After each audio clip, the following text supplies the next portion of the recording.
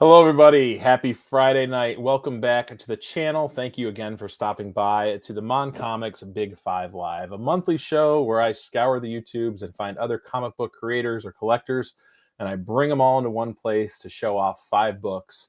And those books can be favorites from their collections. They can be recent pickups or a combination of both. They're just there to stoke that comic conversation and just have a great time. Hope everyone's having a great Friday. I was just telling these guys backstage, my entire family is sick. I don't know how I avoided it all week. I've run the gauntlet to make this show happen. Youngest daughter, double ear infection. My oldest daughter won't stop coughing. And my wife had minor surgery today, but she's a trooper. She's hanging out in the bedroom. So we are going to have this comic show. Darn it all. We're doing it live. I want to bring each of my guests to the stage one at a time and tell you guys a little bit about how I met them and just how much I've enjoyed their content. So the first guy I'm going to bring to the stage is my buddy Mike from Casino Comics. Mike, I found his content because my father, for the last 15 years of his life, before he retired, worked at a casino. And he used to tell me all these stories about the people that would come in there. So I started watching Mike's videos, and Mike's talking about comics, but also ranting about people. I'm like, this guy was made for me. And he's the Raging Cajun. Mike, welcome, bud. How's it going? Glad to be here. I'm honored to have you, dude. I've known you since I started making videos. I think you've been doing this longer than me, haven't you? I don't know. I just started as a little side thing to unwind from work. I started out watching Lunch Money Comics, then he mentioned you, and I started watching yours, and it just went from there. And we all just kind of, then I love the branches, though, that spread out and how we've all been interconnected and meeting people. But yeah, you have you have great taste in book. I love how excited you are. You got a book this year that I was really excited to see you knock off the list. But I'll let you talk about that probably in a little bit.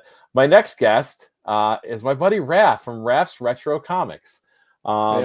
Raph, again, through the ether of YouTube, his videos started being recommended to me. And I was watching his Marvel Monster videos. And most recently, he put out a great Bernie Wrightson video. Raph's ability to convey the subject matter regarding comics history or what he's talking about is uncanny. And his success on YouTube in under a year speaks to that with how many subs he's managed to get. I look at his comments. You're adored, dude. How do you do it? Man. Tell me your secret. There's just this thing that I've learned, like this 1% rule. Just try to kind of incrementally improve whatever work that you do by 1% each time. I always try good stuff. I always try to think, okay, what can I do to kind of improve my videos? That, and I usually have 7 or 8 ideas on the run, and I'll revisit them. If I like the idea, I'll go with it. If I don't, I'll keep on working at it, coming back to it. And then I do have some experience doing video, digital work, so that really helps. I can always tell when someone does. Yeah, but it's funny, like Mike, I started watching Lunch Money Mike as well too, and then he turned me on to your channel, and then he's, I guess, the Kevin Bacon of comic book YouTube collectors. We're the bastard sons of Lunch Money Comics. It's great. Where are you located, Raph? I'm in Toronto, Ontario. Are you guys not getting as much snow? I know we're in the snow belt of New York, but you asked me how much snow I had. We got about, I think about 60 centimeters. So that's what, it's not as bad as the 5 feet that you guys got. What is 60 centimeters? That's maybe 3 feet. No, my math is pretty bad. It's been so cold though. The snow has nowhere to go though. No, it's piling up. It's not as bad as I don't know if you remember in '98 when you had to call the army to dig us out. Yeah, we had a blizzard in '93, but I digress. We're warm, we're safe inside with our comics. Yeah. Let me bring up comics, man. Yeah, I'm going to this weekend when my kids are in bed. I got up Nowhere Bound. My buddy Brett next. First video. My memory is so weird. If my superpower was memory, this is it. First video I saw of Brett's. He's in his car in a parking lot. And he's like, I got this book. I wanted to do unboxing. I'm so excited to get it. It was FF49. And I was oh my God, this guy's like, he's hardcore. He's doing it in his car wherever he can to upload it. And that's when, I mean, I always Was loved that a frisbee cover. golf course? Yeah. It was, yes. I think it was like a state park or something. Yeah. And that, made me fall in love even more with that cover. And I was like, it wasn't long after that I got that cover. What state are you in? I know you're not warm either. I'm in Minnesota. It's been, really cold, but we haven't had the snow though. So we got that going, but yeah, we've had like school days called for the cold. So it's brutal, this week, but yeah, it's brutal. It's, I'm so over it, guys. It could leave the day after Christmas, and that would be fine. By Monday for us. So send it this way. Mike Casino's got to send his money this way. Okay. Next up, the Juggernaut bitch. He is my buddy James from Nerdy Musings podcast. Part nerd, part Brazilian jiu-jitsu instructor, small business owner, artist. This guy is the Renaissance man of YouTube. I found him through Mike's video. Like Munch Money Comics again was he was out on the West Coast visiting his sister, and he was at a show, and he took pictures with James. And I thought I made Mike look small. He looks real small next to James. But then James invited me on his podcast. It's called Nerdy Musings. He's started getting the whole comic book community in there. He gets creators. He gets artists. I work a job where it's all manual labor. I'm a custodian throughout the day. So anytime I can get a channel where I can just listen to a podcast about comics, I'm all in. And James does it really well. What's going on tonight, buddy? Thank you, buddy. Oh, I'm just happy to be here with everybody. This is my first time being on somebody else's show, so this is great. Exclusive. Yes. All right, limited edition. Put the limited edition thing down on my thing for comics. But welcome to all of you. I just want to go through, say hi to people who are stopping by in the chat. Jean Malo, good evening, everyone. Bonsoir, Mozambique. How do you say that in French? Come on, who's mes amis? There we go. Thank you, Raph. No, fellow Canadian. Dude, we are ripe with Canadians. Alan Carr, what is going on from Australia? My buddy who happens to log on from Australia. I love it. Eric from SideQuest Comics. What is going on, buddy? Uncanny Derek Comics. Wonderful. He had a great video on CGC. Another Torontonian, yeah. Yeah, another Canadian. He had a great video on CGC, and I was like, dude, you're gonna hit 5K views on that. And in like 2 days, he had 20K views. I was like, okay, I underestimated your power. Doug Bakken, the comic collector coach. What's going on, buddy? We got Chris Parker in the house. Chris is out Canandaigua, New York. We were supposed to go to a comic show tomorrow. Then my wife had to have this surgery this morning, so we're gonna try to hit one next week. What's up, comic fam? Or next month. Hope everyone's having a great Friday night. We got Mike saying hi to everyone. Also in the chat, we got the Codex Station. Panel studs as usual, brother. I try to, I don't know how these guys keep saying yes to me. Comics Codex Station, if you're not following them, go give them a sub. They are a wellspring of knowledge. Oh boy, DJ Links, what is going on? Thank you very much for the well wishes. I hope to have you on the show soon too, man. The king of editing for videos. JSS Brooklyn, what's up, JSS? How you doing, bud? Making sure I'm not missing anyone. Kenneth Bird, appreciate you coming out. Pockets full of comments. Anyone watch Tyler's channel? Yep. We're all going to move to Iowa because apparently no one cares about the comic collections in people's basements in Iowa. They're just coming to Tyler like it's insane. I have all I can find on Facebook Marketplace is 4 90s books that they want $300 for. Same here in the Seattle area. Yes, it's awful. Mr. Wizard's in the house. Jeff from Comic Spa. Thank you for coming to a video. You actually are my friend. I thought you were just trying to ditch me. Rob's Fats to Exo Comics, wonderful host of Only Slabs every Saturday and part of the superhero team for Comics Curing Cancer every year. Those guys do amazing things between DJ Links and Mark from Legion of Comics. Definitely check out their channels. Brian LCS, the Godfather and the Award Show. We'll come back around to that. Matt from Patriot Comics, another wonderful creator. He said, "What's snow?" earlier. I'm like, yeah, we got it. I can't keep them up. Oh, circumstances. What is going on? Marcus, how are you, dude? Marcus, FOC and Chill every Tuesday. Go check out his show. Does great stuff. Perry Gaming, evening, brother. Thank you for stopping by. I appreciate it. Man, thanks for coming out, everyone. My cousin Scotty. What's up, Scotty? Guys, I brought you on to show some comics. And everyone in the chat, Usually I do it where I just give someone the stage and let them show 5 books. We're going to do it differently tonight. These guys have agreed to be my guinea pigs, and we are going to go one book at a time and just kind of talk about that book, discuss it, talk about, throw in any knowledge we may know, see what we may or may not know about comics. So I'm going to throw the side view, and Mike, since you're by me, why don't, you know what? I'll kick off the show. What the heck? I just put myself up. Let's do it, guys. Oh, yeah.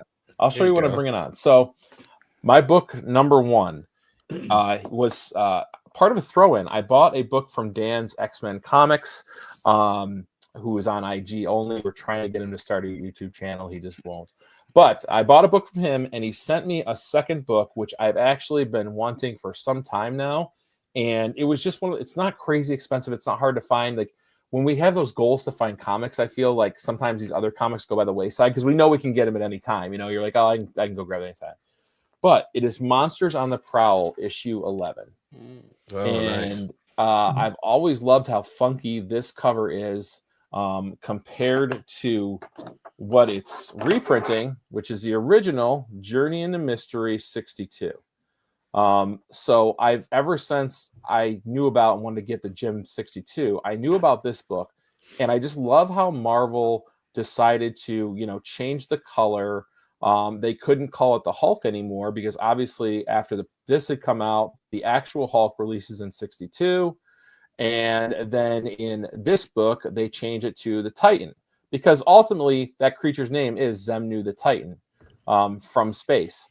Hypnotization powers, just an awesome creation. So when I got this from Dan, I was like, oh my God, I can't believe he sent it to me. But I really love how Marvel chose to go funky with the colors. I almost like the white better. I don't know.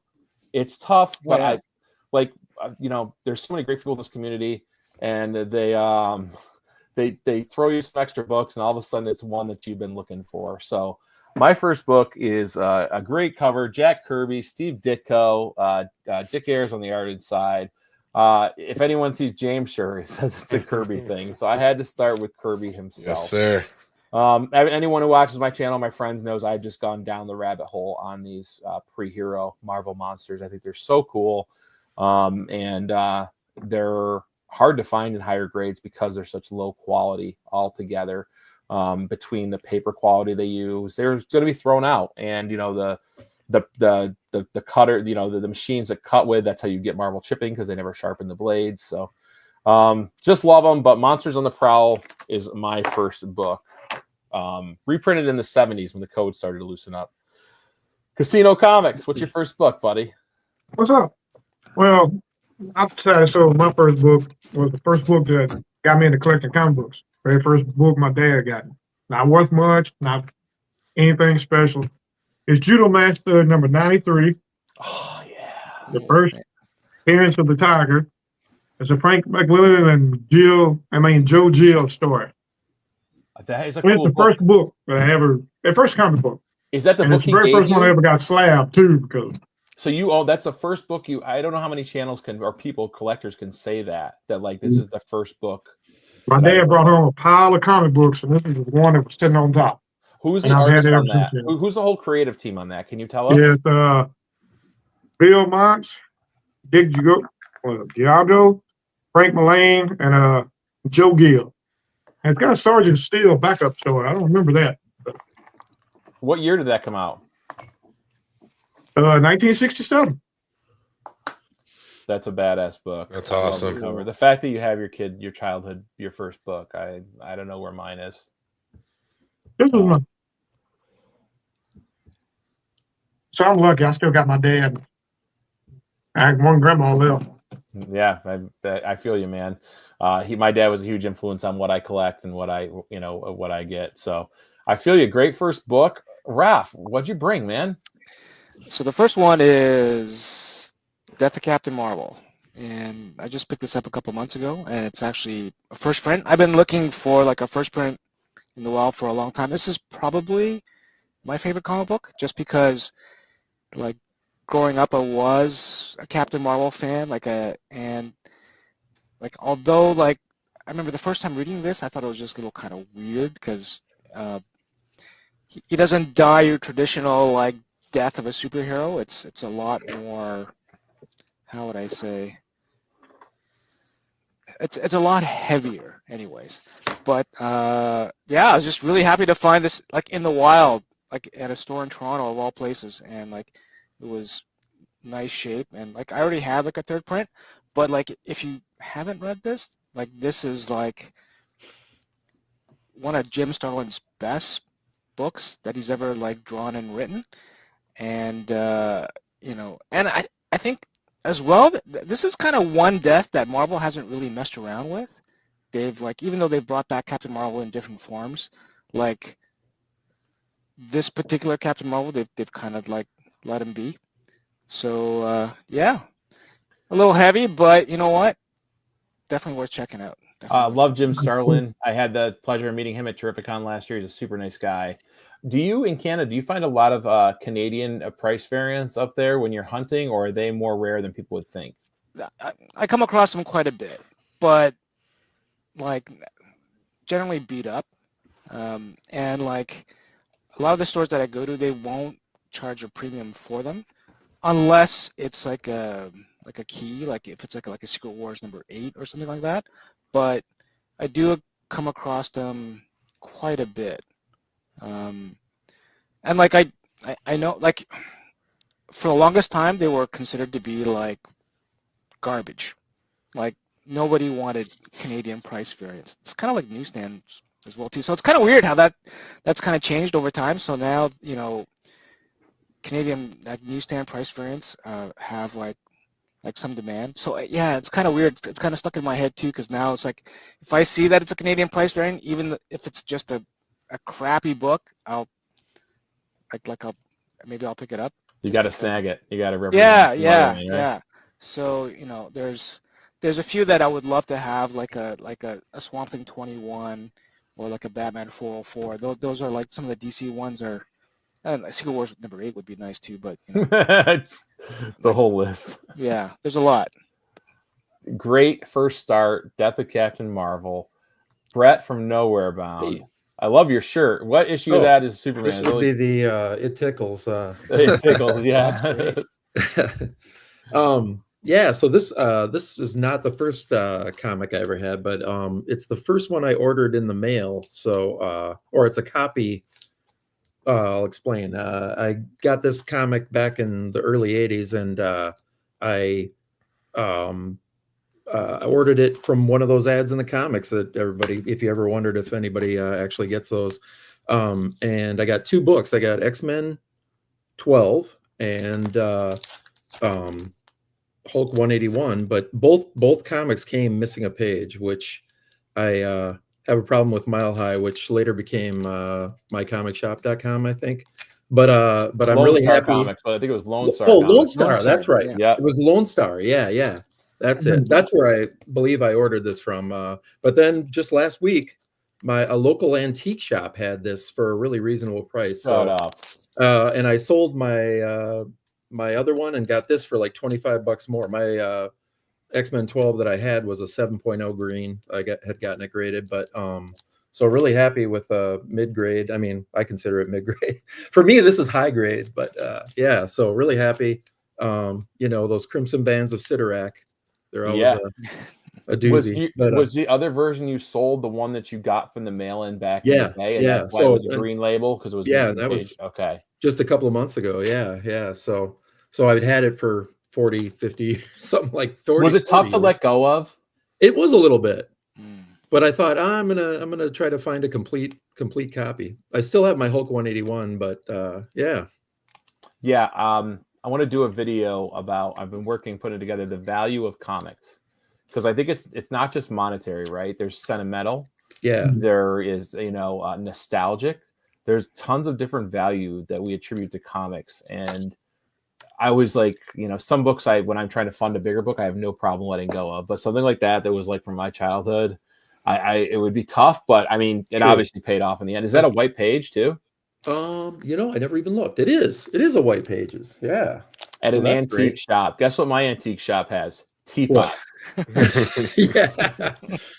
teapots, and I can't bring my kids because they're trying to touch everything, and I'm like, I can't hunt for comics here.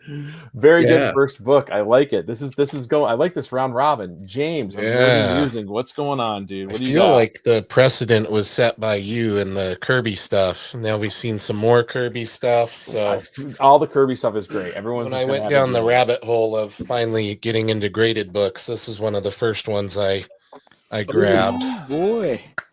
So that's nice. Yeah, classic. How long have you owned that for? Probably about a year or so. Okay. Yeah. So mine's off white to white pages, but obviously first appearance of Black Panther. Awesome book. Couldn't resist it.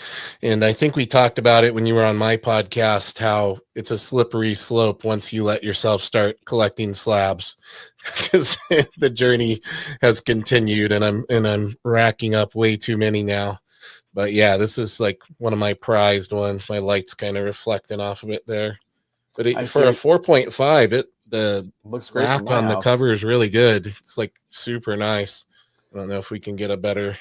See, I bought mine like 2 years ago, so prices were still inflated, and there's writing on the moon, and I deal with it because it's what I could afford at the time. Yeah, it's probably worth half that now. I don't even care, like it's the first Black Panther. Well, like you said, like there's a lot of different ways of discerning value, right? Because it's not always about the grade; it's about what it means to you. Mm-hmm.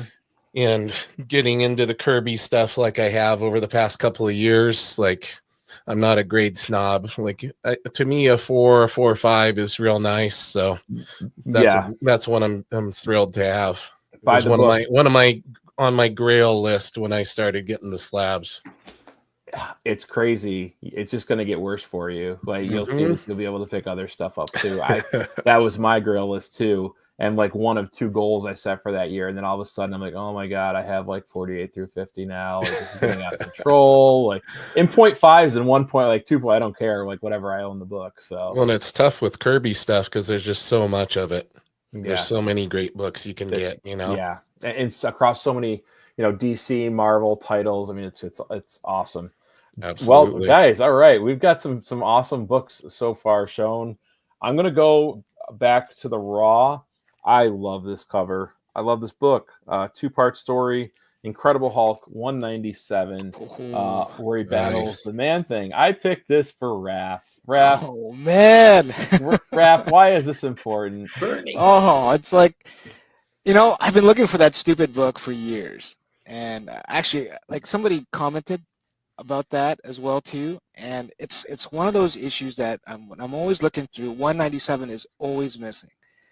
And yeah, it's got an amazing Bernie Wrightson cover. I love how Bernie did the Hulk.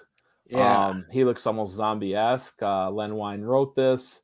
I've got the other 198. These were sent to me by Tyler from Pockets Full of Comics. Every once in a while, when he finds a collection, he finds the Man-Thing books, and I get a package that just says Santa on it. Nice. I'm just like, please stop, dude. You don't have to do this. Always love this cover. I think he really does a great job with Man-Thing, too. Oh, yeah. Just love seeing these 2 brutes go at it. And I had a lower grade copy of this, and once Tyler was kind enough with this one, I gave the other one away in a giveaway. Nice. So I've always, Wrightson, who's one of my favorite horror artists on my favorite character with Man-Thing, like it just does it for me. And I love how he did the Hulk too. Wrightson, man, amazing stuff. He is awesome. Yes. All right. I'm going to just go down the list with James. I'll still have you start off now. Put me on the spot again. I'm going right on the spot. Yeah, we're back to back.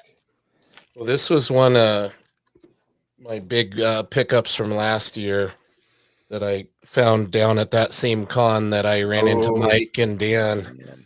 So, classic. See, when I was on your show, you were talking about me and what I had. I never got to see what you have. So this is a blast because your collection is amazing. Yeah. So I mean, it's a little banged up, but it's still pretty nice quality. I mean, but it's that iconic Neil Adams cover and everything. So yeah, I actually got a really good deal on it. So there was this one vendor at the con that had just a ton of stuff. Every day you went back and they were willing to negotiate, and it was just amazing. So me and Dan's X-Men comics and Mike, we were all hanging around that same booth like every day. When people find the right booth, yeah, like that. When I went to Albany with Mike, we found one booth that everyone was hanging around. We're like, oh, this is where the good stuff is. Yeah, so that was one I knew I needed to have because that's is that iconic. What is that one homaging? Which early Batman is it? 44? Detective 31. Detective 31. Sorry, good call, Raph. Can you show that again, please? Yes, James? yes. Neil Adams. Let's talk. There we go. He just brings the gothic horror into that cover like it's no one's business, and I love everything about it. I love the longer. I like the longer ears on Batman. I really do. I got a lot of glare from my second monitor. Hold on. My second monitor. I'm working with one over here. Actually, it's my third monitor. You tech nerd. I'm too big of a nerd. But yeah. Very nice. Awesome. Love it. Great book. Brett, Nowhere Bound. All right. I got this one's a raw here. This one is not a huge book, but it's again kind of a personal thing. Back in the 90s, I discovered Badger.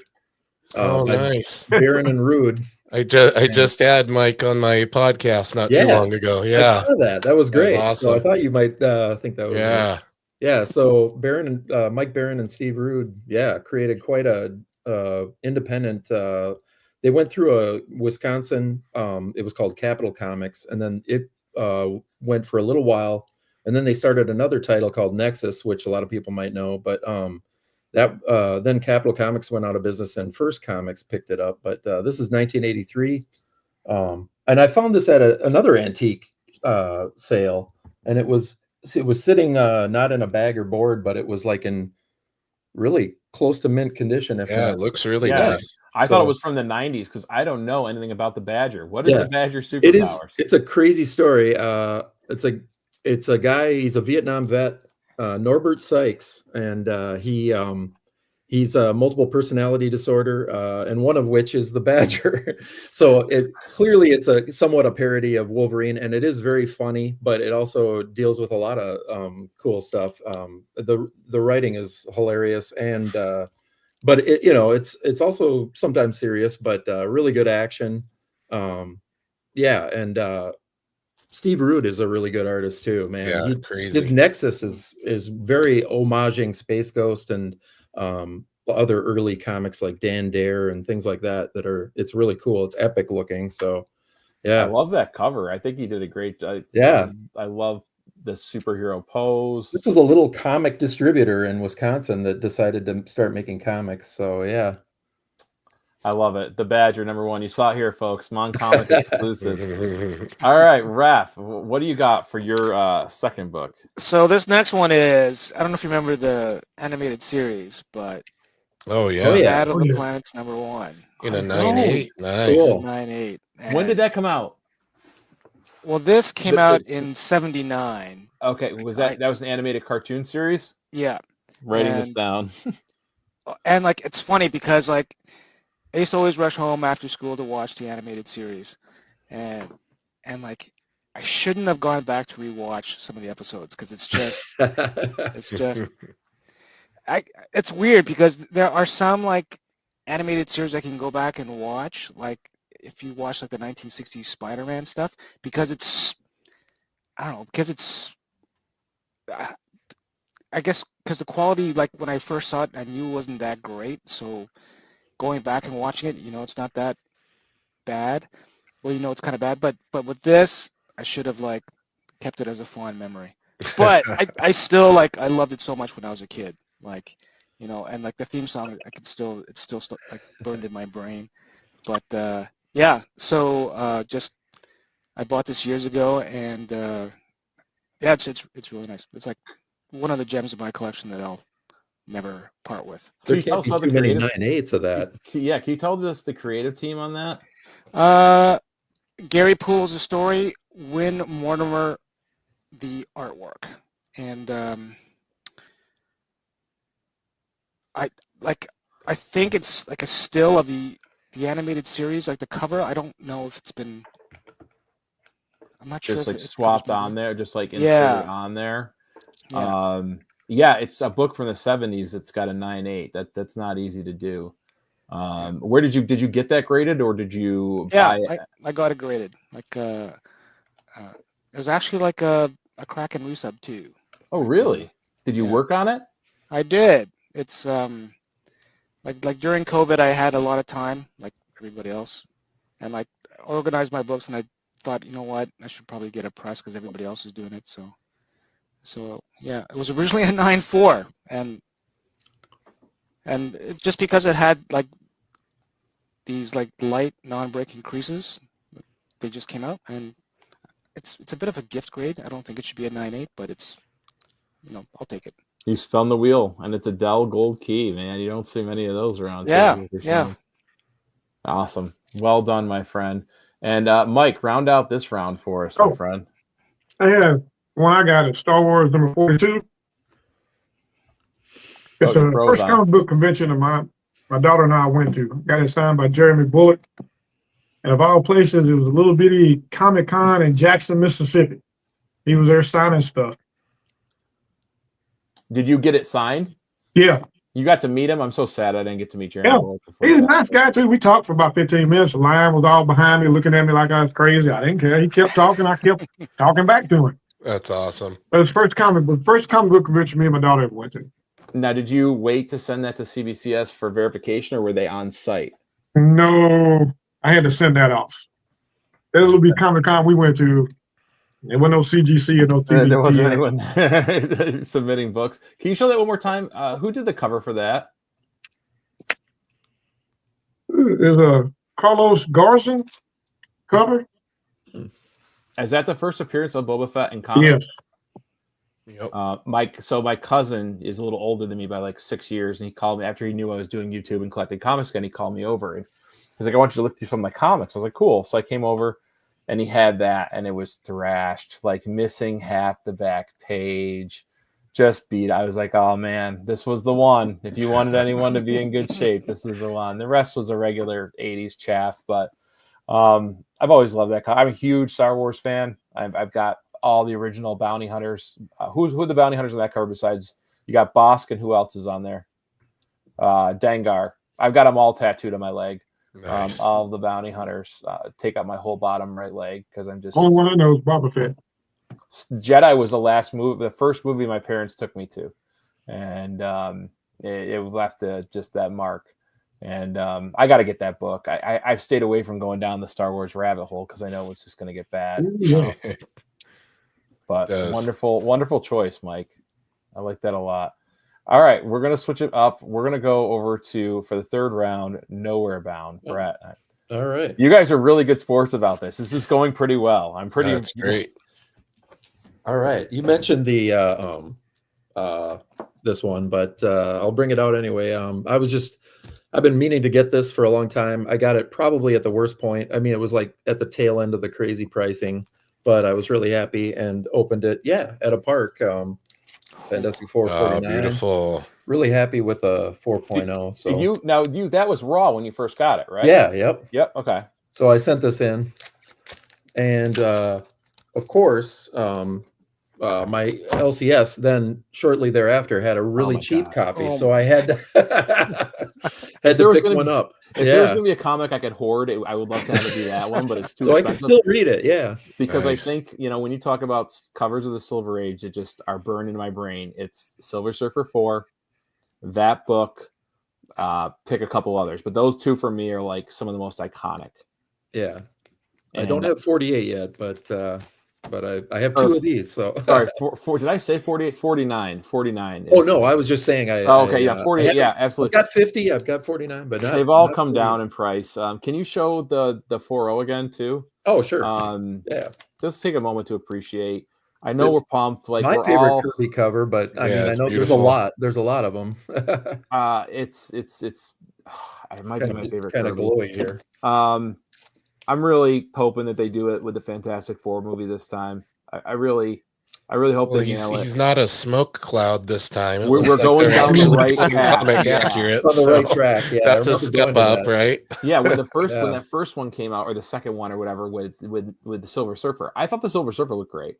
I thought he looked good, and I was like, "Oh, we're getting Galactus." And when they wasn't that the same actor that played Abe Sapien? did the It is. motion capture, Doug Jones, or absolutely. And when they made it a cloud, I was like, yeah, you know, the budget ran out. The little bit we've got of him so far, the little bit, I like it. You know, I think they're gonna. In my theory, is they're gonna show him outside, like bigger, larger than planet, but he can shrink his size. He can shrink down to what he needs to be. So I think that's where we're gonna get that scene with him looking at the Statue of Liberty and stuff. You know, come down to earth and tear stuff up. But you got 2 of them. Now I have to get 2. Awesome, Brett. I was hoping someone would show that tonight. Let's go back to James. All right. I just can't get off the Kirby bandwagon here. I promise there's some non-Kirby stuff in here. This is going to kind of be a copycat moment, though. That's all right. Sometimes we see the same, but we recognize just shows we have good taste, right? Yes, exactly. Ooh, nice. There he is. So, you know, it's a 4.0, but it's a really nice, clean copy. The red is really bright. So I was really happy with it. That was right. I think I got that around the same time, like not too long after I got the other one, the first Black Panther one. So you know, like, I gotta have my first appearances. Gotta have my Juggernaut too. Oh yeah, I mean, yeah, you might as well get Colossus. Do you have a giant size X-Men one? I don't. No, I don't. That's on the list too. You know, I think everyone loves it when a first appearance of a character is on a cover. And that one, you can see him, but you haven't been exposed to his face. It kind of reminds me of X-Men 4 with Omega Red. Right. And how you can't really see. I like that bit of mystery too. I don't know what I like more, the mystery or like when it's just like Galactus straight out on the cover. Yeah. It's a beautiful book. What was the page quality on that one? This one is off-white pages. So that's probably what got it down to the 4.0, I would guess, because looking at it, it's like super clean. Looks like somebody wrote the date or something on the top of the cover right there. But other than that, it's like a pretty clean copy. So it looks really good from my house. I love the red. I love the red covers. Yeah, I always like it when the red is still real bright on there, because that's something that got lost on a lot of the older stuff. So I was real happy to pick that one up. Well done, my friend. Yeah, you are going down the slab rabbit hole. I told you. Raph, what you got for this round? So this is Blackhawk number 108. And this is like the first DC issue when I changed from quality. And I happened upon a run of Blackhawk, like it's been a few years, and I took pity on it. Because like there's this one place I go to fairly regularly to get books, and you know, I said, "Oh, do you have any new stuff?" And he goes, "I got to run a Blackhawk," and it's like, you know, so I bought a big run of it, and then I was talking with my friends. It's like, okay, what is the worst DC Silver Age title that you could possibly collect that lasted more than 30 issues? And they said, oh yeah, Blackhawk. Yeah, guess who's collecting it now? So, yeah, you know, the 80s Blackhawk run is actually really good, but the Silver Age stuff, especially the later stuff, is pretty terrible. But yeah. So, I'm not familiar with Blackhawk the superhero. Is anyone else on the panel familiar with Blackhawk? Nobody probably is. A little bit, but what's his super? Does he have superpowers? No. So it's a multinational like mercenary group, basically. Yeah. Okay, all right. Like an Air Force. Yeah, planes, and there's like Blackhawk himself is actually Polish. His number one guy is Stan is also Polish. There's an American Chuck. Andre's French. There's even like a Chinese guy, Chop Chop. And if you ever read any of the 40 stuff, it's brutal. That doesn't sound good already. There's a lady Blackhawk too, right? Oh yeah. There's a lady Blackhawk that appeared a little bit later as well. Yeah. So it's and you know, I kind of encourage people to. This is also kind of like a running joke on my channel as well too. Every once in a while, I'll show a Blackhawk comic book. I don't know if people notice that, but yeah. I can't wait till I'm at a show and I hear someone's next to me digging through a bin and they're like, Oh my God, yes, I got the Blackhawk comic Raph was talking about. Yeah, I know. but the 40 stuff is actually really good for its time.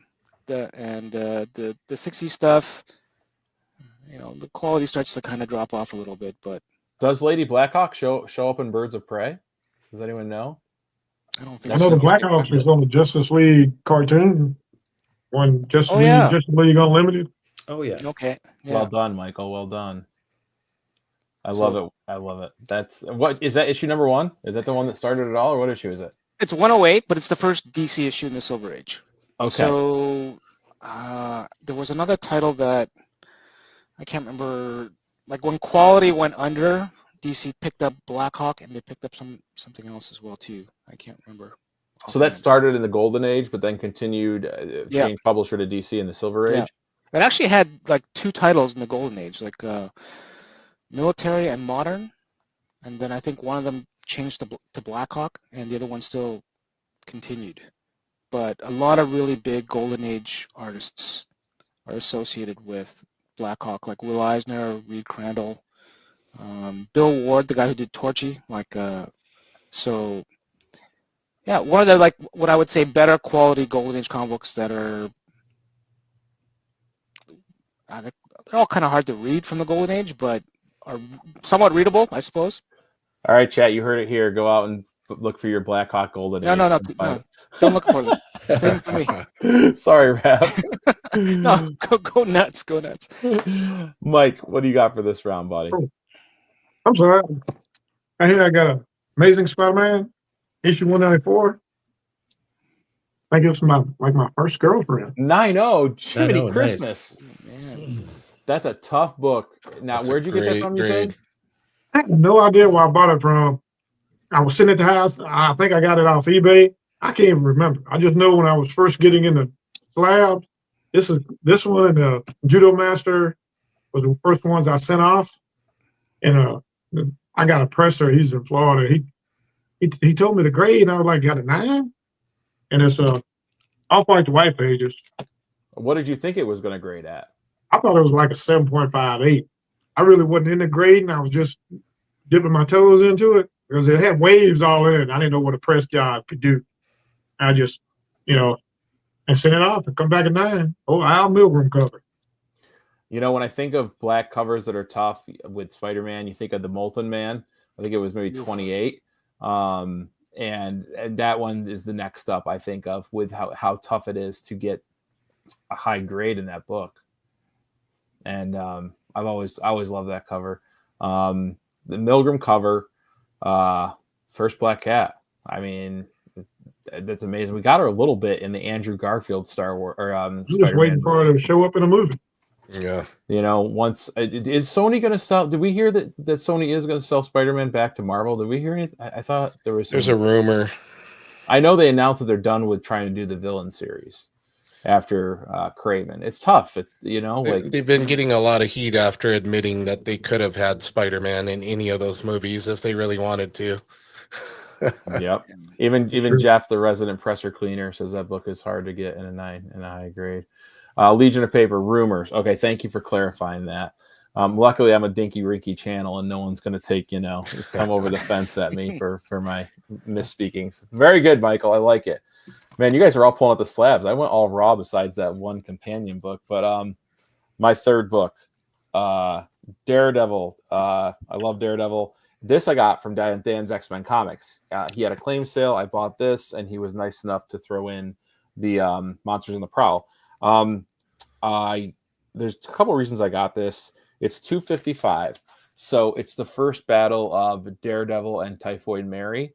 But not only because I love Daredevil, this is I'm not a huge fan of John Romita Jr.'s work all the time, but I think he does a good job with this cover. Why I wanted to get it besides being a Daredevil fan and a first battle, if you see this little star up there, Dan was letting go of some Mark Jeweler. I was going to say, is it Mark Jeweler? It is a Mark Jeweler. Now, caveat, I really don't care about collecting Mark Jewelers. I know it's a niche. I know people like collecting Mark Jewelers. I know people like newsstands, and everyone collect how you love. If it's your thing, like that's absolutely got to be fun to hunt. I wanted one Mark Jeweler copy because I'm a huge history buff in comics, and this does tell a little bit of the history of books sold on military bases where they were, advertised with the jewelry in it. And I thought it would be really cool to not only have one in my collection, have it be a book I care about and a character I care about, and have gotten it from Dan's M.O.N.Comics, who probably owns more Mark Jewelers than I know anyone else. And it was cool flipping it open and feeling that thicker, the card stock they use for the advertisement in there. But to have that, awesome cover of Daredevil making out with Typhoid Mary and that star up there denoting it really did it for me. So I Dan, feel like Ramita Jr. was channeling some Frank Miller energy on that cover. I feel that. Seeing the hair and everything. And more modern Frank Miller, too. Yeah, funny enough, right? Modern, like with Typhoid Mary kind of like looks like that. Yeah. But I think it's a cool comic. It's Copper Age. He was really fair on the price, and Dan's a great grader. And, he's very good on his grading. He studied a lot. So whatever he's selling you, you're going to get. And very fair price. So have fun at Heroes Con with that $20 you got from me, buddy. I appreciate the deal. Is that star actually part of the cover, or is that actually like it's a stamp? It's a stamp. Okay. So like, does anybody know why like the Mark Jeweler ones tend to have those stamps? Is it because to my understanding, I may be wrong. Everything Dan's taught me, they're sold on military bases. Okay, so they always stamp. Not always. I don't believe they always had the stamp. Sometimes they had the stamp. Okay. How you get the different variations, I do not know. If anyone in the chat wants to jump in and say, I don't know how they decided and discerned which one would get the stamp and which one wouldn't. It's always a star, right? Always a star, as far as I know. Got the chat will eat me alive if I know it. Yeah, Tyler from Pockets Full of Comics. I don't know if you watched his recent video. I think in one of his collections in Iowa, out of 1,000 books, I think 300 were Mark Jewelers. So he's just having fun getting it. Okay, so here's Derek. Printed newsstands with inserts put in, so it's likely used to differentiate. Oh, okay. So differentiate a newsstand and a Mark Jeweler newsstand and a regular newsstand. That would make sense. All right. PX stamp from the commissary. There we go. What you're saying is we need to be looking for that star when we're digging through those bins too. A lot of people do. I mean, that's one way to do it. I know you can see from the top sometimes if it has the insert, but yeah. The could top be another little giveaway there. I've been opening up my books more lately after watching YouTubers like you guys or whoever finds them. But when they have, I open up the cover and I look for a signature of some type now. I was going to say, that's the other thing you got to do. People are uncovering them every day now. Yeah. Oh, here's Tyler chiming in. Found 3 out of 300 that had the stamp and no insert. Someone fell in love. That's great. It's tough to find in Canada. Just buy them all from Dan. Dan'sXmenComics.com. Guys, that was round 3. Round 4. This is wow. I'm really thank you guys for agreeing to this. Nice. We're gonna go back. Let's bring Raph back on. So I'm gonna add to the Kirby love. Yes. Oh, beautiful. 58. 57. Oh, 57. Sorry. Yeah. He said 57. And like Brandon, when you said you're gonna stop collecting FF, it's like, oh man, that's too bad. But I'm glad you kept some of them. And for sure. And this is, Kirby's done so many great covers. I'm also excited about the FF movie, but I'm trying to kind of minimize our expectations. Because man, I just can't seem to get it right. But Marvel's First Family deserves better. Look at that cover. Yeah, absolutely. So I love how everyone's like doing their thing, and then Wyatt Wingfoot's just in the middle. Stop. And this was a great story arc too. Like when he gets Silver Surfer's powers. Yes. And, that Kirby run. I want to say like in the 50s that was like the peak, like from basically the introduction to the Inhumans to like into the 70s. 45 up right with the Inhumans, and we get 48, 49, and 50. They're really we're hitting yeah. their strides with this monster in 51, Yeah. 52, Yeah. Black Panther. Which I love that they homaged in the trailer. Yes, yes, they did homage that. The Surfer Battle in 55, and then like Doom coming along. Yeah, it was one hit after another. Yeah. Son of Crom weighing in on some. Son of Crom is a vet. Thank you for your service. If you haven't checked out his channel, please do so. He does some pretty fun stuff over there. Did a lot of monster stuff. Yeah, he does. PX of the Stars and Stripes news stores overseas sold comics on the bases. He grew sick of those inserts. I'm sure a lot of people did. I never saw any on the Army bases I was on. Are you a vet too? Yeah. Well, Michael, thank you for your service too. I did not. What branch were you? I was in the Army. Army, okay. But you never got any Mark Jewelers on yours? I never saw him in the PX. In the PX? First time I ever saw a Mark Jeweler insert was when I got back home. So he had said none had stars on them. Oh. Interesting. That's interesting. All right, we got Raph. Let's go back to Mike. We're going back to you, man, for round 4. Let's go ahead. And like I was telling you when I was growing up, I was kind of lucky. I had my great-grandparents all the way up to my parents. But when my great-grandpa passed away, he was out of his shed. And we just picking up books. And this one right here, I don't know too much about it, just all new war, Charlton Comics. This was in a pile of truck magazines that he had out there, so I just took it. Nice. Charlton Comics. And I'm going to have something to remember him by. What year is that? I believe it is 1975. Yeah, 1975. That's a really weird. I've never seen that book before. Yeah, It was just sitting in two. He had a whole other, it looked like a little garage, and he had a lot of truck magazines. I was just going through them, and this was just right in it. And I just picked it up and took it home with me, put it in a bag and board. That's a cool cover. Is that looks like a painted cover? I believe it is, yes. Yeah. I love it. I love seeing I've seen so many weird different stuff already on this show in the year and a half I've been doing it. That's crazy. Is it like a guy and a horse? What's in the background? Can you bring it a little closer to the camera, Michael? The horse flipping over in the front too. So it's a very Western. Yeah. It's like something on fire in the background. Yeah, like a hut or something. Mm-hmm. Love it. Burning down the village, it looks like. Yeah. I love it. That's great. All right, back to Brett of Nowhere Bound for round 4. All right.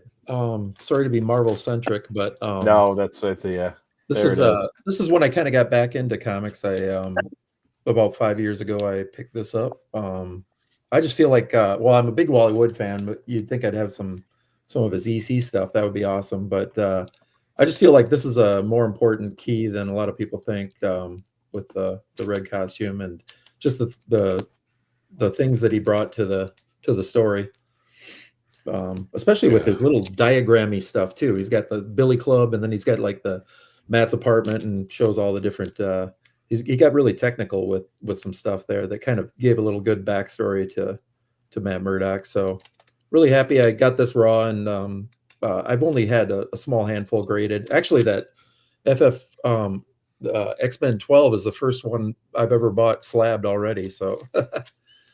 I love Wally Wood. His work on early Daredevil is just so amazing. I mean, I love him in the Golden Age too, with his sci-fi and horror stuff. But I was lucky enough to pick up it's pretty beat up copy on Instagram for like I think $95, just to own it, because it is a huge thing that a character's costume switched like that. Is that Wally Wood on the interiors too? Yep. He did such beautiful work. Lost him too early, man. You talk about great artists like Wally Wood, Joe Maneely back in the Golden Age. You know, lost his glasses and fell off the subway. Yeah, you got Gray Morrow, who's co-creator of Man Thing, that got Parkinson's and eventually took his own life. It's so tragic, man. It's rock stars and comic book artists. It's just like it's sad. But that's awesome. What do you have for Daredevil 1 through 10?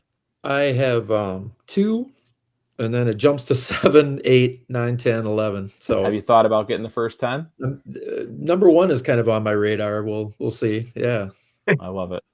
I love it a lot. If I ever get a big key, I don't have any number one of the big Marvel guys. Well, so. that's the one to do it. I've had a lot of talks with people about, the Silver Age big books. You got X-Men 1, Fantastic Four, AF-15, Spider-Man 1, like Daredevil is the like he's not really been brought into the zeitgeist. I mean, yes, the Marvel and Netflix show, he's amazing. Like that's amazing. I have high hopes for Born Again. But it's not like, he's very much in the kind of the tier that Iron Man was almost, until they did something big with him. But also I talked to my buddy Rohan from the Absolute Game of Nerds.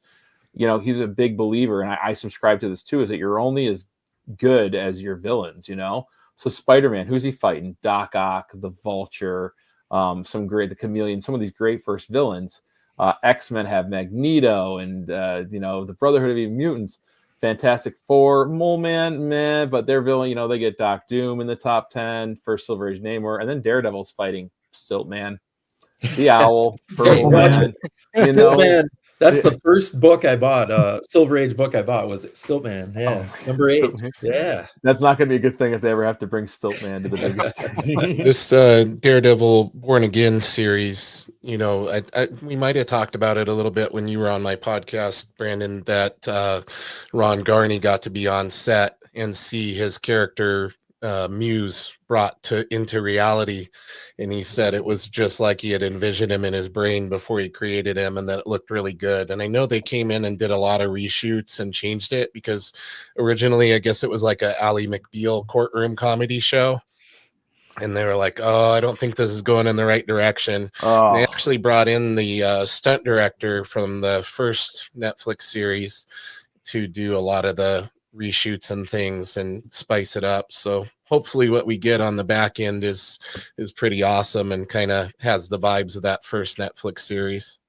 Yeah, I hope so too. Muse is such a cool villain, and Kingpin is obviously Vincent D'Onofrio's killing it. The trailer we got for it looks amazing. It has that action. It's fierce. They're pulling stuff right from the comic. I can guarantee if they're doing like an Ally McBeal and we got that trailer, the nerds would have lost their collective minds over there. Yeah, I think they came to their senses a little bit on that. There might still be some of it in there, but to my knowledge, they did a lot of reshoots. Yeah. Richard, I just want to plug something real quick. Richard Westfall, any military vets that are interested in joining a comic charity to help vets, please reach out to Heroes for Heroes. It's a great charity event. Bigby McFly, the comic book guy, and the Bronze Age nerd. And I think Richard is helping out with that too. So check that out. Welcome to the chat real quick. Dave from Still Only 35 Cents. Better late than never, my friend. You're in Australia. The fact that you're coming on at all, I really appreciate it. All right, James, let's bring you back on, man. All right, so I'm down to my last two, so it's hard to choose, but this was one of my prized pickups from that same convention last year. I grabbed a copy of the actual first appearance of Wolverine. Here we go. Cue the comments over the next few days. In a full panel where he is named and everything. Yeah, and it has the value stamp and everything. It's pretty banged up though. It's not even close to a high grade copy, but you own it. I own it. I love it. It's a piece of history. So that was one of my biggest pickups at that con last year. Couldn't have been more happy. Now I got to get my 181 though. Is the page with Derek? Is the page with Wolverine in there? Oh yeah, it's complete. Yeah, it's complete. Really matters. I mean, there's a little writing on the cover, and there's a ton of creases and everything, but it's complete. All the pages are there. What's the Marvel stamp for that one? I forget. Oh man, can't remember. Oh, Shannon's 181, right? This is 180, so I can't remember who's in this one. Isn't Sheena 181? Sheena, yeah, Sheena. I can't remember who that one is. Comic Jeff did some research quick. Star Mark jeweler stamp stated were sold to U.S. servicemen directly. They are very rare. Oh, cool. Oh, all right. If anyone doesn't have any better information than that, there we go. Sheena is 181. The Legion of Paper. All right. I'm going to follow in the Wolverine footsteps, buddy. Nice. This was again from Tyler. He knows I'm the man thing. Marvel presents Marvel Comics presents issue 8, Wolverine featuring Man-Thing and more. Got this great cover by Charles Vess. Oh yeah. Written by the great Chris Claremont. Pencils done by John Buscema. Talk about a creative team. Inked by Klaus Janson. I mean, wow, this book has it all for like creators, and this is just a wonderful cover. There's another Marvel Comic Presents cover with the main one with Wolverine on it, and then on the back, Man-Thing's also on it. But I love this. This is one of the only few times like Man-Thing has like his eyes are showing like he's looking somewhere. Usually they're pretty straightforward or whatever, but really cool cover. I don't collect any X-Men stuff. I just didn't go that route. I think they're awesome, but anytime I can get like a crossover with an X-Men character, I will go for it. So yeah, Marvel Comics Presents number 8. Beautiful. Gentlemen, last round. This was good. I'm excited to see the feedback on this. Raph, why don't you do us the honors on the last round? So this, I don't know if people have seen this. I have not. It's a hardcover, like leather bound. It's called The Best of Marvel Comics. And it also has a Wolverine backup story that a lot of people may not know about. It came out in 1987, and it's got a lot of good reprints, I think the FF52, 53, the classic Spider-Man 31 to 33 run. There's a Doctor Strange story, a Thor story, and like a Captain America. So it's got a good mix of really good Marvel comics, and then it's just got this random new Wolverine story at the end, which is not the greatest Wolverine story, but it's you know, I love like oddball items like this that you don't. Yeah, come across. I've never seen that. I've never seen it. Yeah, but and it's I don't think it's that expensive, but it's, you know, if you like kind of weird stuff, like be on the lookout for this. And it came out, I think I mentioned it like in 87, so it's not that old, but it's really cool because, like, you know, this kind of like, it's a fairly early kind of hardcover, almost omnibus kind of, you know, it's that thick, but it's a really kind of neat item. How thick was it again? Can you show the thickness on the camera? Can you turn it sideways? Okay. And how many volumes? I see this says volume 1. How many volumes are there? I think there was only one volume. It's like volume 1. That's only it. One volume, yeah. Or I'm not aware of any other volumes. Yeah. But yeah, it's weird because like the Silver Age, it's got Silver Age stuff, and then it's got, I think the Captain America reprint is like the Byrne origin story, like when Byrne was in Captain America in the 250s or whatever, and as well like the Doctor Strange story is also like not an old story, like from the 80s. So, but yeah, the fact that it's got a Wolverine like backup story is kind of cool. That's awesome. Where I like the oddball items that people bring on here from time to time, because I've already seen between that, the War book that Michael showed, it's stuff I've never seen before. Looks like you can grab them on eBay too. If anybody like me is probably going to go grab one after this, anywhere between 15 to 40 some bucks on there. So not bad at all. That's below retail, I think. Like when this came out, but cool. I know what I'm doing after the stream.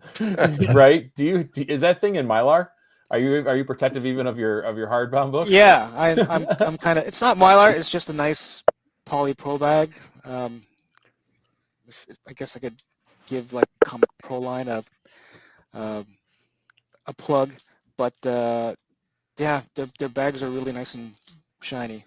But I am kind of crazy that way. Like I don't bag all my hardcovers or tree backs, but I've seen your organizational videos. I know. It's kind of. I'm kind of crazy that way, but that's super cool. You gotta protect your goodies, man. It's therapeutic too. It's therapeutic. All of us here at one point, I guarantee, have sat down and just been like, I'm gonna put some new bags and boards on these, or I'm gonna change these out. Like, it's just what we do. Put on some tunes and do it. It's just part of what comes with us. Great last book, Raph. Who's next? Let's go, James. Back to the stage for your last. All right. So It looks like I accidentally grabbed 6 books. Is it okay if I show 2 real quick? I don't want to break the rules. We're not going to on here. The channel will not blow up. We can break All right, the rules. because it's going to be hard to choose. I'll show. So one is my most recent pickup, and then the other one has a kind of a cool story behind it. So this was my most recent pickup. So nice, the iconic. I mean, you can't go wrong. Hulk in the claws in a 9.6, white pages, and I just randomly saw it scrolling Instagram. Somebody was selling it for like $100 under fair market value, so I couldn't pass up on it. I mean, I could, but I didn't. And I already had it. I think I have a newsstand copy of it in my personal collection, raw, but I wanted it graded, you know, because I'm a Todd McFarlane nut. I worked for him. I worked for his comic shop here in the Seattle area, and I've always loved his stuff. So that was one I wanted to make sure that I got graded. I love that. That's my favorite Wolverine suit. The tan and gold is my favorite. I don't know what it is, but and then this one, speaking of red covers that look really cool. Ooh, First Vision.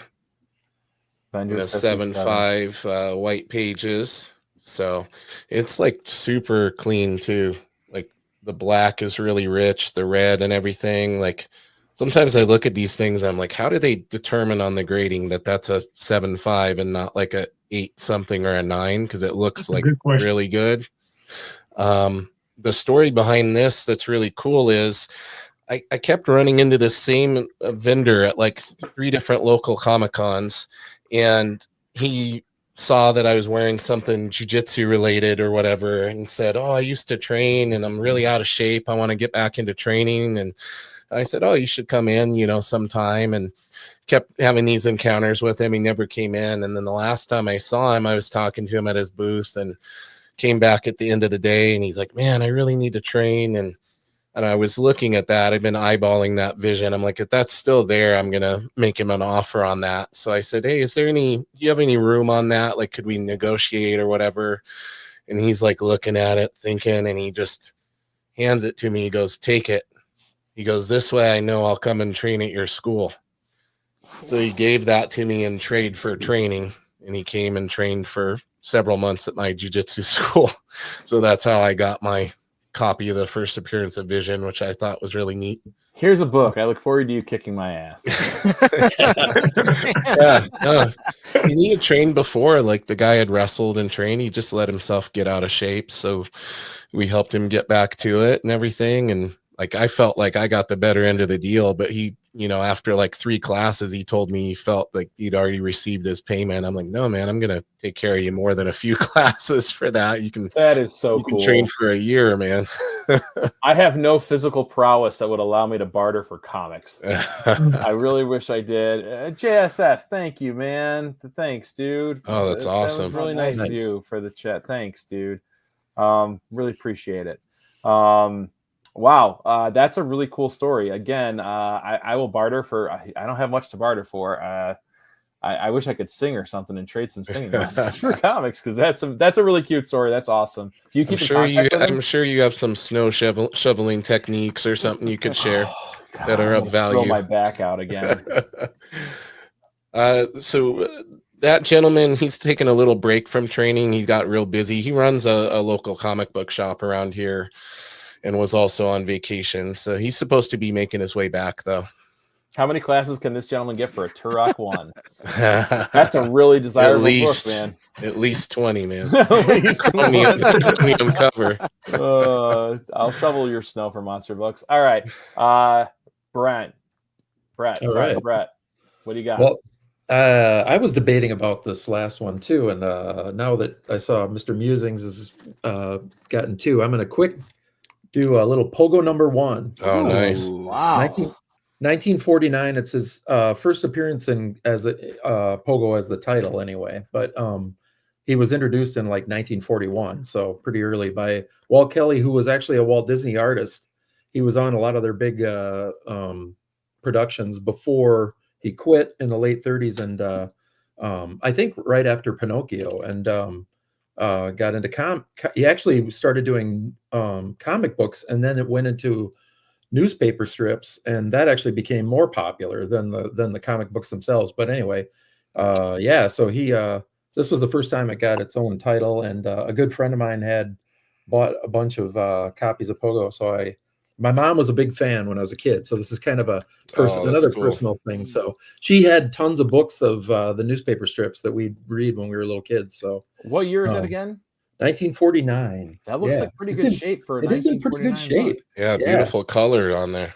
Thanks to my friend Ted for finding that for me. So, but yeah, and then also this is I'm sure this is rare. So, this is another one from my parents. They were awesome. They let us stay up late and watch monster movies. They were totally into the whole science fiction, everything. So, me and my 3 brothers, so we're all, kind of a family of nerds, but they had this. My parents had this. I don't even remember if it was dad's or mom's, but it's a bound volume of Humbug. I don't know if you've heard of it. Harvey Kurtzman, when he left Mad, created this short-lived comic that is almost exactly like Mad in the early comic book days. So it's really cool. And this is pretty beat up because we read it when we were little kids. But here's the first issue. Oh, wow. It says the end of the world is coming. And then at the very bottom, it says only 6 million years left. While waiting, read Humbug. So, Can you show us some art in there too? Yeah. So it has almost all of the artists from Mad Magazine, like Will Elder, Jack Davis there. Oh, very cool. There's Harvey. They got these goofy. Yeah. It's what really year is cool. that book from? 1957 to 58. And they did the movie. Lord. Here's more of the artists. Al Jaffe, Wally Wood. There he is. And then here's a movie. They did the whole satire movies. They did an Elvis one in here that's hilarious. But yeah, this is the first 9 issues of this comic. I know that there's one cover that really influenced Robert Crumb in here somewhere. You know what I love about that art is it reminds me of a magazine. Davis, you can tell. Oh, Trick or Treat. Wow. That's right in my wheelhouse. Yeah. It reminds me of the Cracked magazine. That's what I grew up on in the 90s. Oh, totally, yeah. And that Disney book you were showing before, I tried to show my 5-year-old Pinocchio. Holy crap, it scared the heck out of her. Yeah. When they go to that island where the dark kids stuff, turn into donkeys and they're smoking stogies, I'm like, we can't watch this. That's some dark stuff. I know. Oh my God. Is that the one people insinuates like an Epstein Island kind of thing? Yeah, I think so. There's a Frankenstein. Yeah, we got all sorts of. It's just got all the same kind of little features in it. I love it. But yeah, very rare that, and it was bound with the little title thing, so it's definitely not a collector that did that. So, dude, very beat up, but a very fun thing to see. Yeah. Oh my God. I'm gonna try to follow that up because I'm gonna let Michael go last because I think I know what he might have brought to the table for the last one. I'll let him finish on a good one. But this book, talk about stellar villain first appearance importance. The Champions, number 14. Nice. Swarm. For the chat, let's do a little education time. So Swarm is Fritz von Meyer. He was a Nazi scientist who relocated to South America after the war, and he was studying this beehive that was next to a radioactive meteor. And they were really intelligent. It made them crazy intelligent, super powered. And he tried to control them, but in doing so, he pissed them off. And they killed him. They turned him into this skeleton. But his subconscious got transferred and melded with the queen of the hive. And so he becomes this aggregate monster known as the Swarm. And this was really high grade. I got this off eBay for $4 because no one's buying it, right? I bought this on February 6th. It got to my house today because the guy didn't ship for like 5 days. And then it decided to take a detour over to Massachusetts, like New York City. It just went all over. I didn't know if I'd get it. I wouldn't have been mad if I was out $4, but I really want to show it off. And the reason I got the first appearance of Swarm is because I have been obsessed with this book lately. This was gifted to me by JP, the other half of the Absolute Game of Nerds. And it goes through and tells you, it covers like Ariel, Sea, Interstellar, like where all the monsters come from.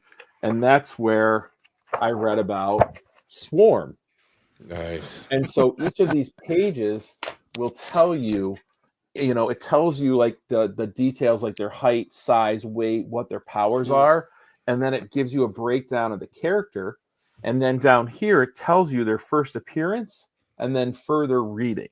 So I'm almost done with this book. I'm in the back of it, but there's so many like obscure small characters that you can pick up on the cheap that represent a piece of Marvel monster history. And so I've just been having a blast. Like for $4, I was like, yeah, I'll get this. Is a cool villain. I'll read more about him. And I'm trying to think of some other cheaper ones. I mean, obviously there's the more expensive monster books like Groot and stuff. But like Thor, there's some villain that Thor fights. I forgot.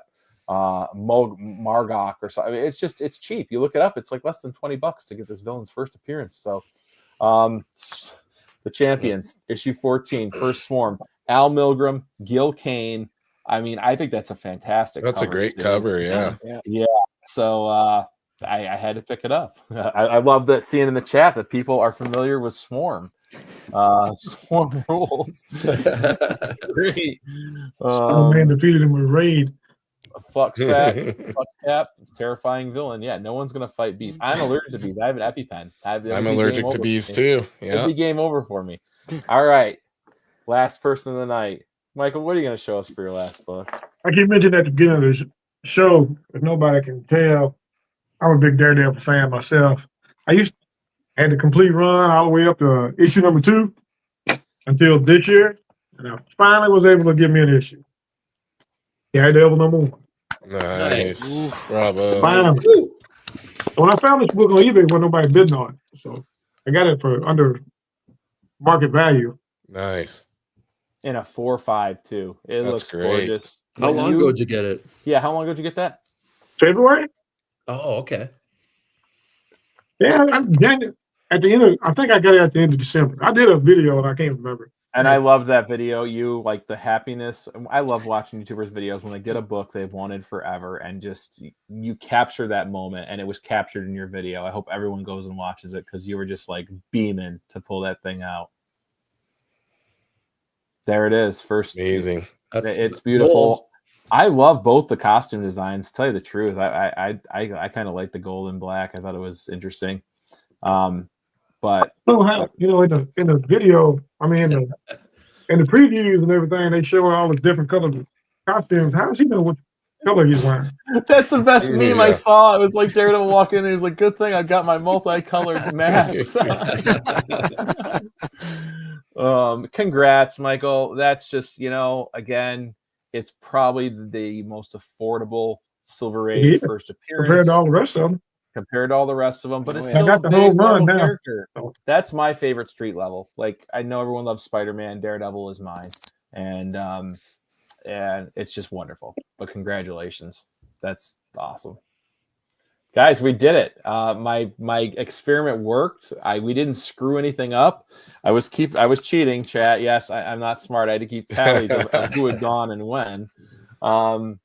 Blind people can be fashionable too. You're right.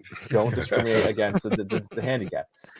Guys, I can't thank you enough for coming on the show tonight. This was a blast.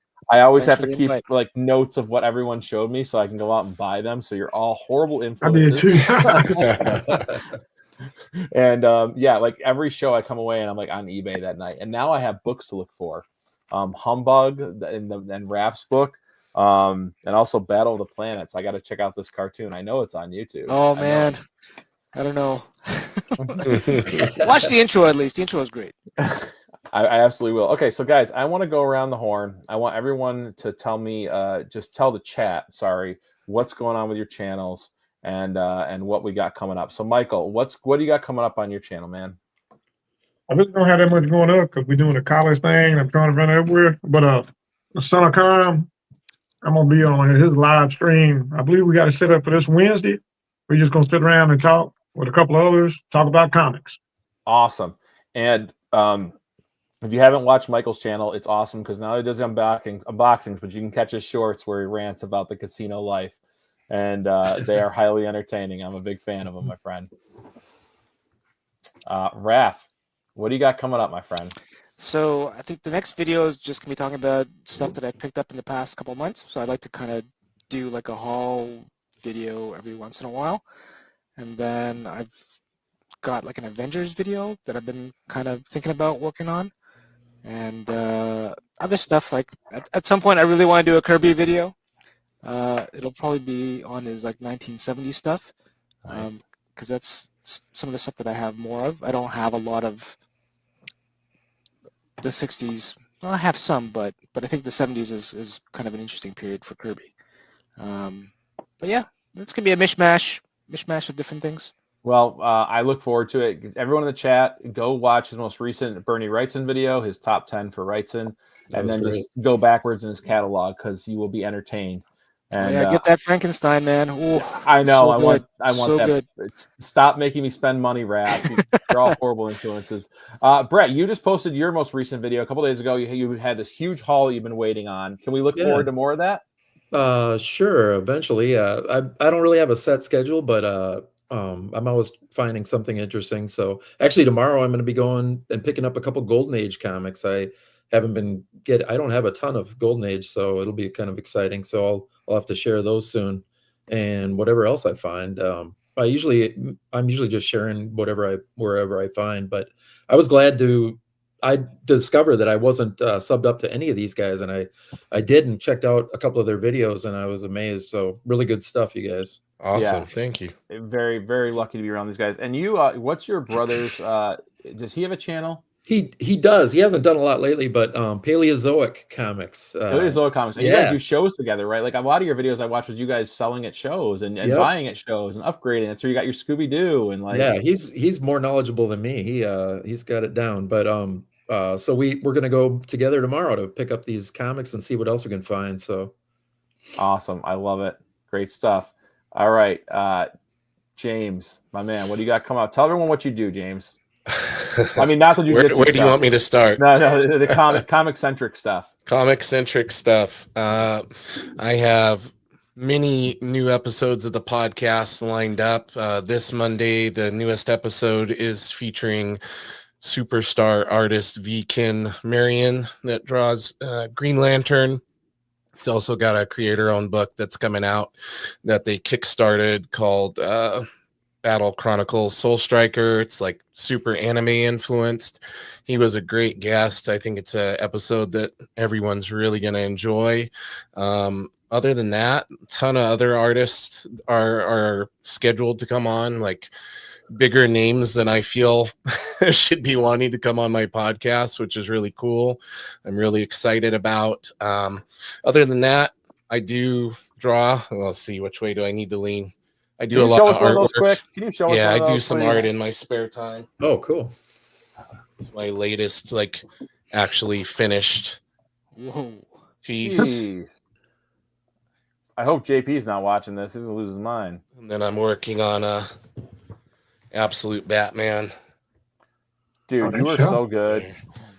So I now have a dedicated art Instagram.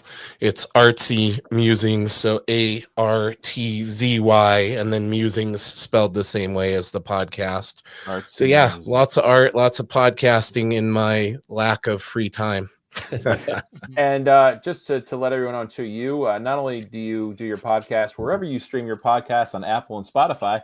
No, I'm not paid to say that, but you also upload the videos of the interviews to YouTube, correct? Yeah, the video versions I always recommend because a lot of the times, the majority of the time, whether it be an artist or collector, they're showing all sorts of awesome sneak peeks at artwork, or if it's a collector, they're showing off books like we did here tonight and everything. So while you can listen, I always recommend to check out the YouTube version. And yes, Richard, that looks like the correct Instagram link there. Shout out and big thanks to Richard, my super mod. Yeah, thank you, Richard. Mod a lot of people's chats out of the goodness of his heart and does a stellar job of making sure everyone's channels can be found. Again, the links to all these creators' channels are in the description of this video. If you have not gone and subbed them, what the hell are you doing? Get out of here. You're missing out because they're all... I am so freaking lucky to meet and host so many cool people within this community. It's an honor that I get to sit here and talk with them and continue the friendships. And I've just, please go check them out. You won't be disappointed. You'll find something you'll love from at least one of them, if not all of them. I can promise you that. So, guys, thanks for coming on the show tonight. Thank you, buddy. I appreciate it. Thank you. Freaking blast. You guys, you pulled off the pilot episode of Round Robin, and it worked. So with that, chat, I'm going to say you guys have a great night. My panel, thank you. I'll see you backstage, so don't go anywhere. Thank you, and thanks to everyone in the chat. Yeah, thanks to the chat so much for coming out. Thanks, GSS, for the super chat. That's awesome. And thanks for everyone for hanging out for an hour and a half with us on a Friday night. I hope wherever you are, you're staying warm or whatever the equivalent is.